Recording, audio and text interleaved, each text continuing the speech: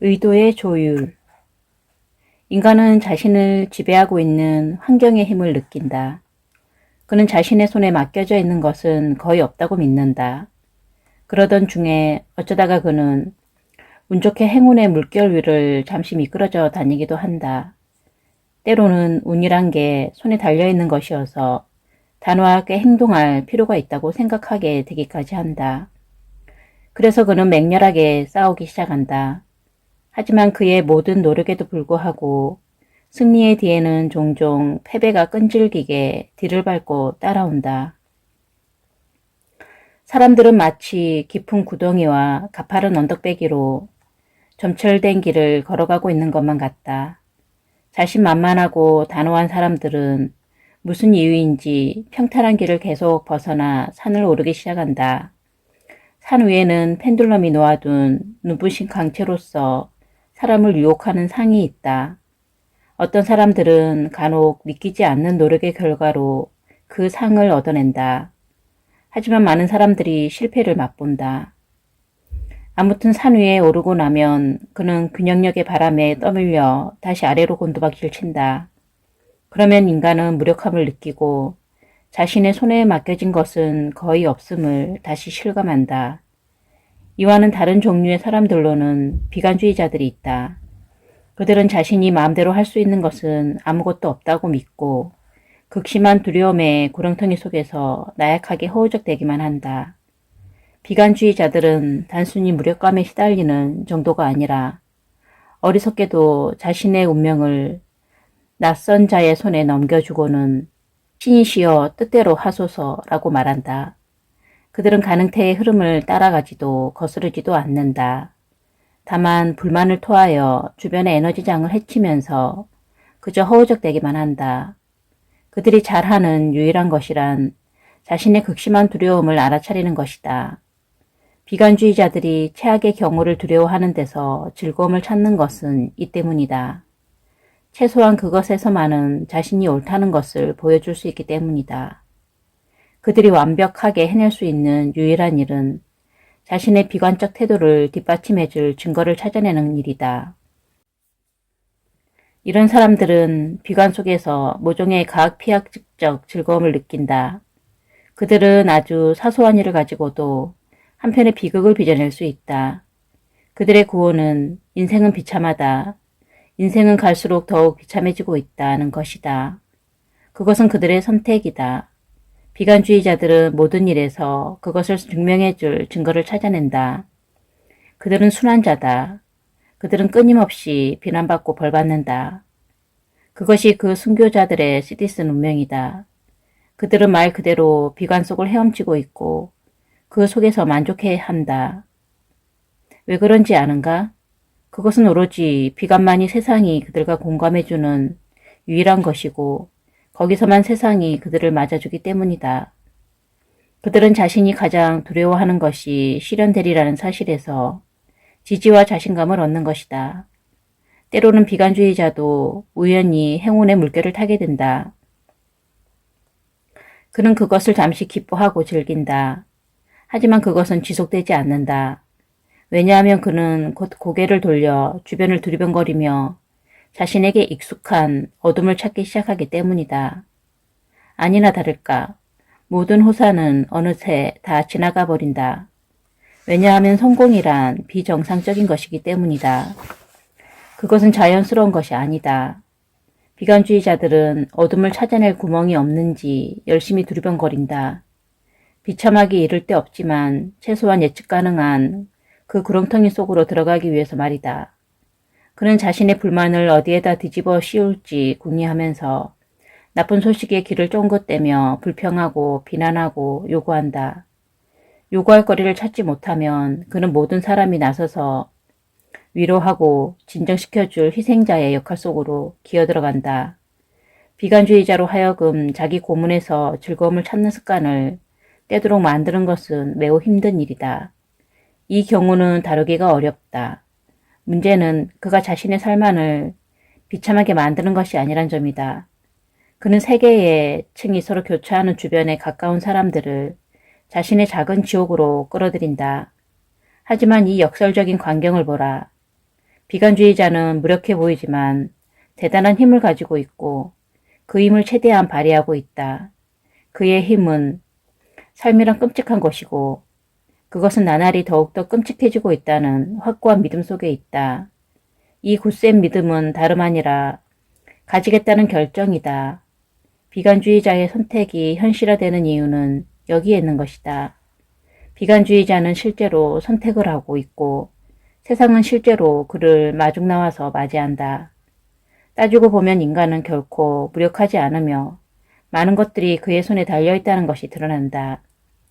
비관주의자가 가장 두려워하는 것이 현실화된다는 것이 누구나 사건의 평가에 영향을 미칠 능력을 가지고 있다는 사실을 확인해준다.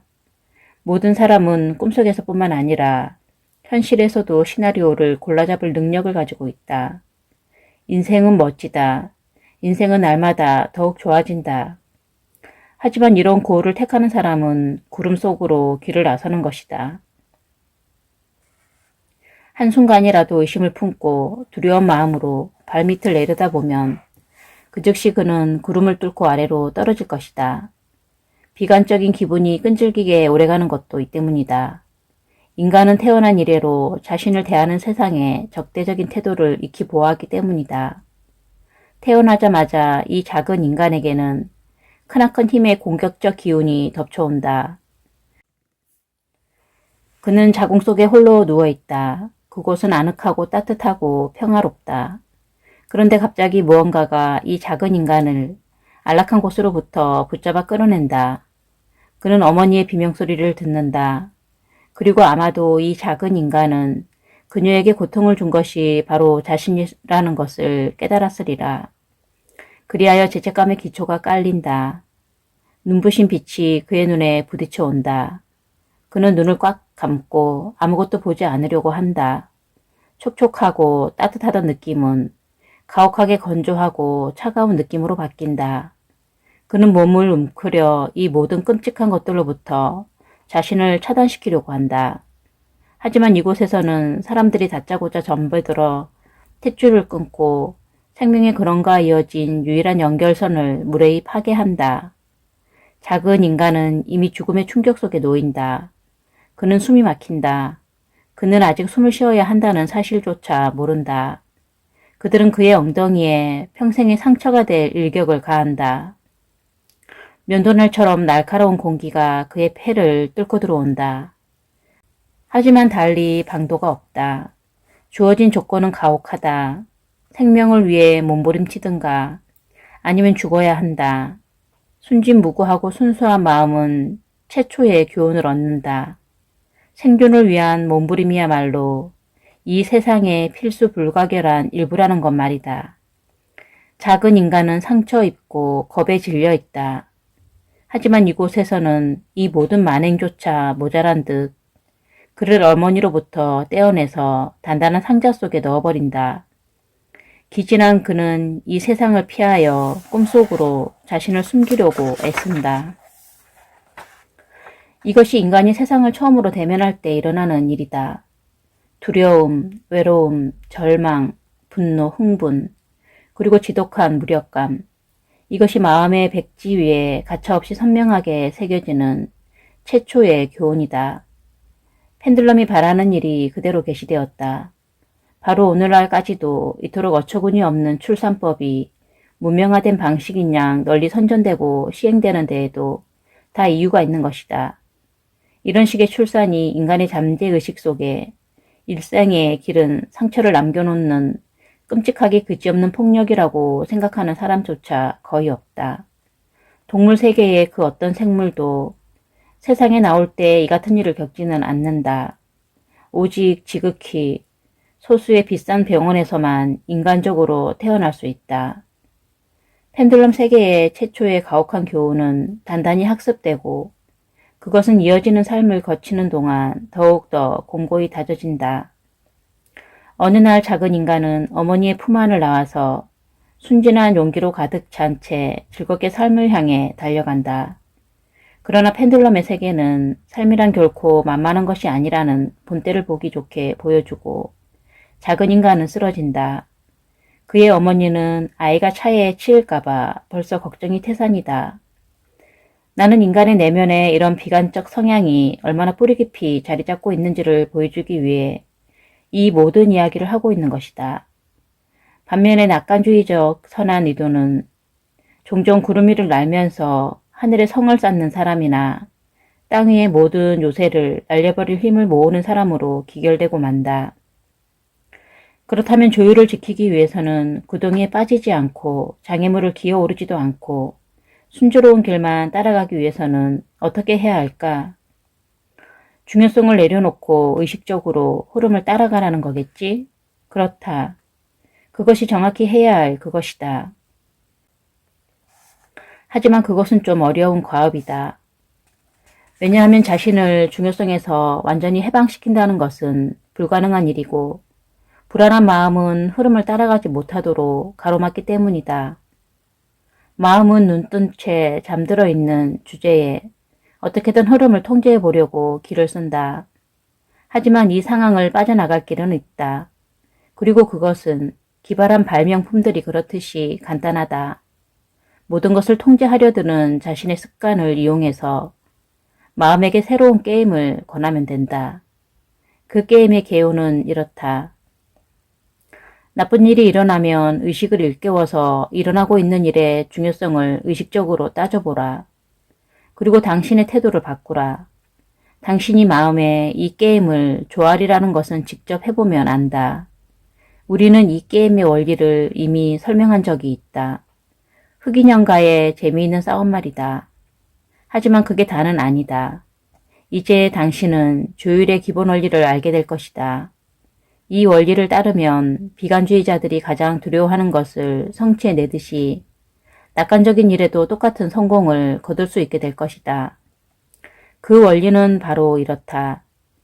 시나리오에서 비관적으로 보이는 변화를 낙관적인 것으로 바라보기를 의도하면 그것이 그대로 이루어진다. 이것은 터무니없지는 않더라도 정말 믿음을 주지는 않는다. 그렇지 않은가?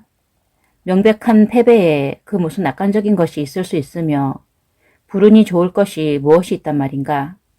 하지만 그럼에도 불구하고 이 원리는 신기하게도 잘 듣는다. 물론 다시 말하지만 믿으라고 강요하는 것은 아니다.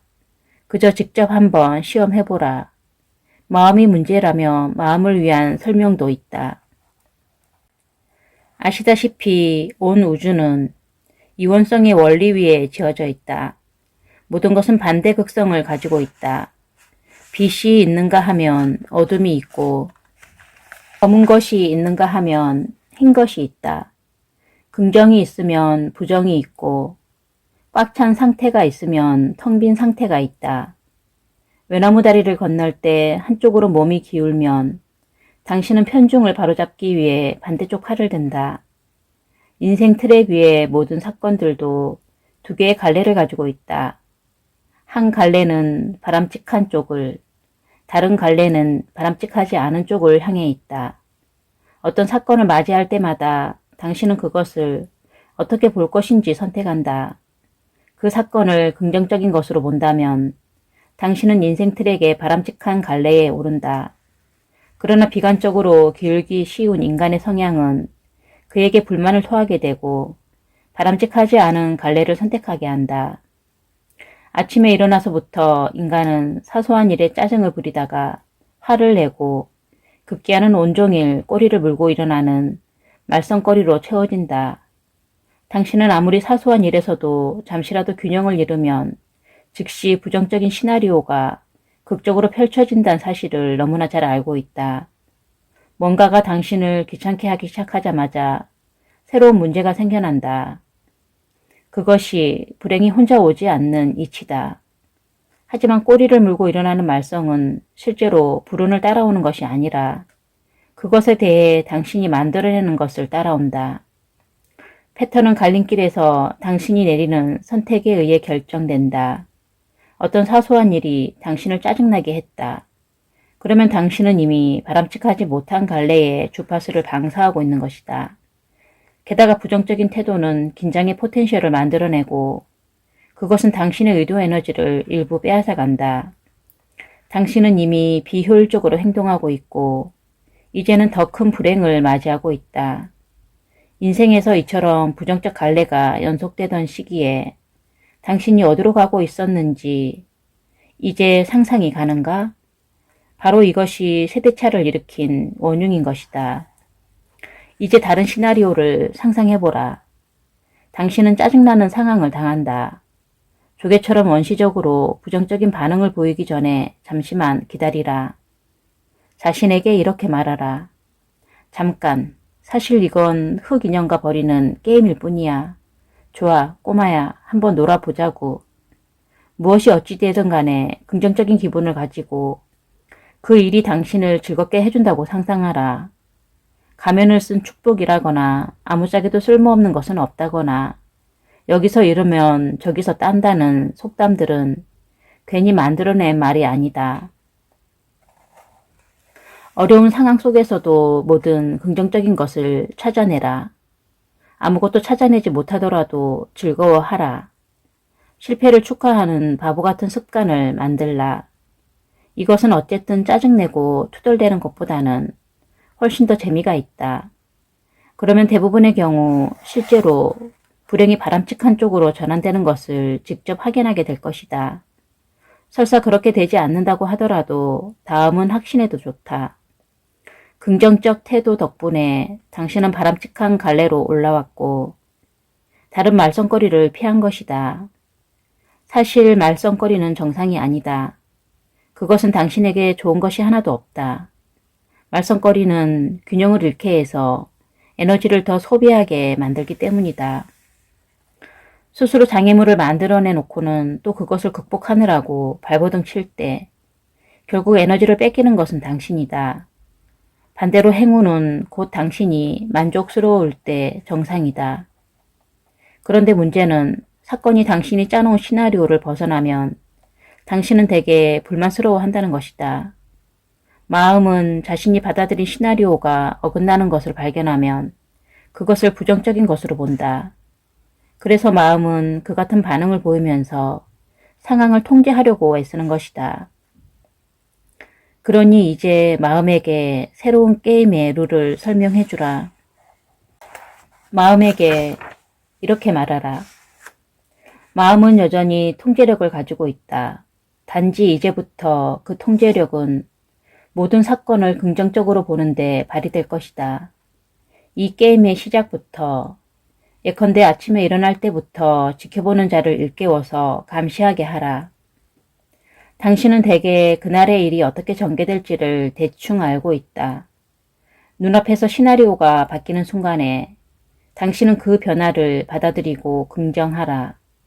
따지고 보면 당신은 단지 어떤 일이 자신의 시나리오와 일치하지 않는다는 이유만으로 그것을 부정적으로 인식하는 것이다.